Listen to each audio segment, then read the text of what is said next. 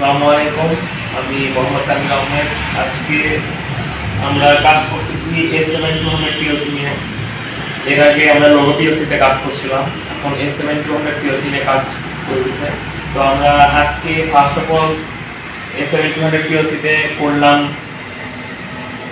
Star ডেল্টাতে একটা motor কিভাবে বানানো যায়।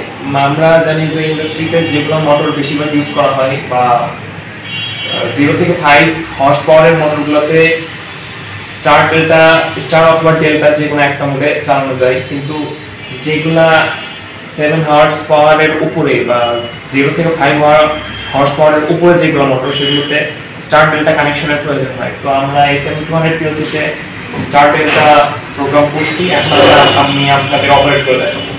এখানে আমাদের পিসিতে প্রোগ্রাম আছে, সেই প্রোগ্রামটা আমরা একটা কাবলের দ্বারা আমরা এই পিএলসি মেমোরিতে সেভ করছি। এখন আমি সরাসরি অপারেট করতে যাচ্ছি। ফার্স্ট অফ অল আমি যখন প্রেস করবো দেন এটা আমার মোটরটা প্রথমে স্টারে করবে, তারপর ডেল্টাতে শিফট হয়ে যাবে।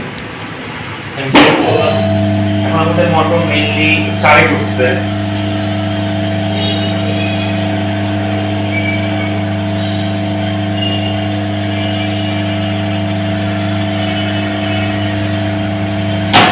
এখন আমাদের মোটর এটা ডেল্টাতে শিফট হয়ে গেছে।